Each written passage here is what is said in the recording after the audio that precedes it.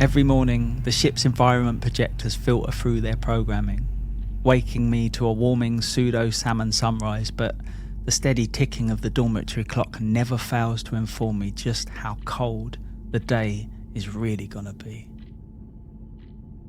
Surrounding me, 115 beds remain made and unslept in. The wardrobes concealed behind flat white wall panels cling to cotton skins never to be stepped back into. There's no dust or mess to tidy and clean in the same perpetual routine I silently amble through in a life now constructed of the same solitary days and the same abandoned hours. I drink from one cup, I eat from one plate, and I sleep in one bed, only to wake as one to the same imitation dawn before I get to start it all over again. Nothing in space changes. The dining hall is too big for one person. The control deck stands as a lonely hum of unmanned engines made useless with no destination left to travel towards.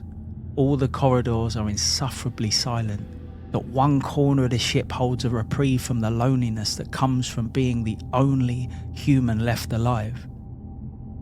The tagline to my favourite movie is, "In space no one can hear you scream," but I know how untrue that is now. Because when you've been up here alone for as long as I have, screams are the only things you can hear. Helen always loved Christmas. She said it was a time that gave people back a little of the childhood magic they needed after a year of burning out under an umbrella of adult responsibilities. And she said that the magic of Christmas could even save the most fragile of minds if you just opened up your heart and let it in. But there's no Christmas tree up here to help me do that. There are no lights other than those of stark white practicality installed under the Whitmore programming system. No sleigh bells back in silk-voiced troubadours. And there's no food that doesn't come from white, tasteless packets. There are no gifts to give or receive, no eggnog, carols or family, and there certainly ain't any magic to be found anywhere close by. It's the reason I saved the crate of whiskey I found in Captain Holloway's private chambers. Not just to close that umbrella of burdens now and again, but to help me forget the only day my friend ever truly lived for. The incident occurred 8 months, 5 days, 10 hours and 13 minutes ago, a Tuesday afternoon back home, where spring was breathing life back into the land and ushering feelings of new hope. I often wonder if people saw it coming, or if, like a power line knocked out by a storm, things just snapped from light to dark with no knowing.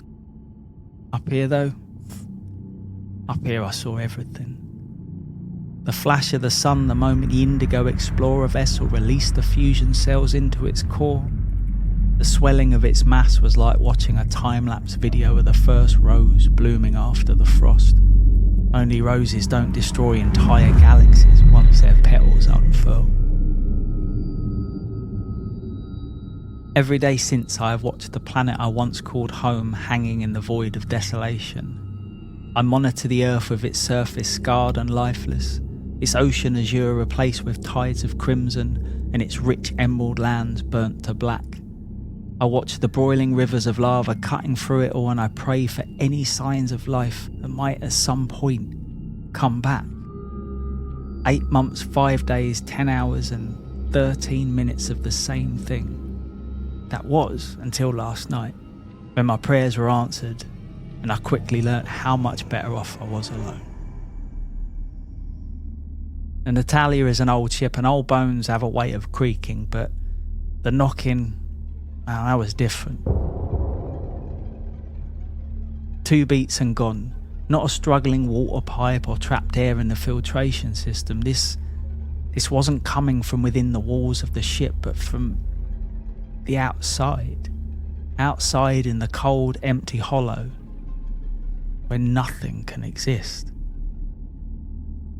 I stood there in front of the airlock chamber, the screen to the outside showing stars and nothing more. Get a grip, Landers, I told myself, feeling like any grip I had on reality had been sucked out the shitter months ago. 8 months with nothing but your own thoughts to converse with, it leaves its doubts in your mind over even the mundane things. Did I have powdered macaroni for dinner yesterday? Who was the arsehole who set the computer to always win at chess? Is wearing 2 different colour shoes without realising it a fashion statement? And is it possible for someone to knock on a door that's hanging in the vacuum of space? Most questions I could find the answer to. Yes, powdered macaroni was on the menu yesterday because it's the only fucking thing on the same fucking menu every night. Corporal Monroe was the chess whiz who set me up to be a loser, and there are no fashion statements in a floating box lost to everything. But that last one, shit man. There was no answer that meant I was anything other than insane. After staring at the monitor for close to 5 minutes, I was ready to chalk it all up to my mind not breaking, but just bending a little, preparing for the crack I knew would be inevitable. But then with the same purposeful beat came 2 more knocks. The intercom system broke out into a crackle, static surrounded by a gentle hiss of whispered words, distant and weak, human words. I spoke into the intercom, my voice quivering. Who's out there? The screen remained empty. Nobody there to give an answer. Houston, we have a problem, a really fucking big problem. The man you're pinning all hopes of finding life to is broken. His mind has been bent too far. Helen, is that you? Scrap that, Houston. It hasn't just broken, it's lying at his feet in 1,000 shards of what was. Give up all hope, Houston. You have a madman running things now. I don't know why I called out her name. I think maybe I was hoping for some of that magic Helen believed in to be real. The static crackled louder, and deep within it, like a signal from another desolate ship lost and untethered amongst the stars, came an answer that sounded like no, repeated 3 times before 2 more knocks echoed again through the airlock door. Hello? I said again into the intercom as I watched undisturbed stars on the monitor. Please show yourself. Nothing. I can't open the door until I get a visual on you, so please. 3 more no's hissed out. The echo of each one surrounded me, swimming off the metal walls in a drowning chorus. My head spinning. My heart a solid lump in my throat that pulsed a frantic rhythm up through my neck and into my skull. Each beat like a hammer landing on broken bone. A bright supernova of pain flared behind my eyes as I hovered a hand over the airlock release button, wavering between a decision. Someone was out there. Of that I was certain. It had to be, because I couldn't have gone completely wacko in the space of 3 minutes. Not unless I'd been trudging down the lonely loony path all this time and this was just me coming to its end, walking into the happy, hazy, white-padded delirium of blissful ignorance. Maybe, just maybe. I raised a hand to my face. The stubble on my chin felt as real as it did yesterday. I pinched the skin on my cheek too. Sting there felt real as well. But I still couldn't bring myself to push that button. Life, months after being wiped out, wouldn't just come knocking at my door like this, and I didn't want to face the truth of my loneliness and the madness that could have been my only companion.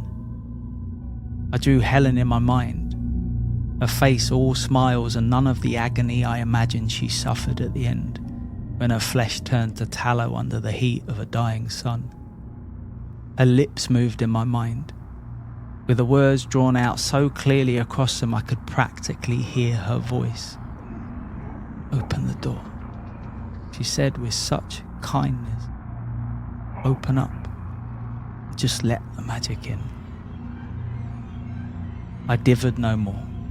I hit the button, sealing the door between me and the airlock and the chamber filled with fog. Something within it moved, swirling the cold air in thick spirals and giving me glimpses of colour. White as vivid as all depictions of heaven, followed by a red as bloody as the devil below. White, red, white, red. A revolving colour chart version of my mind. Good, bad, good, bad. I held my breath, clenched my arsehole tight and hit the decompression button, sucking away the fog.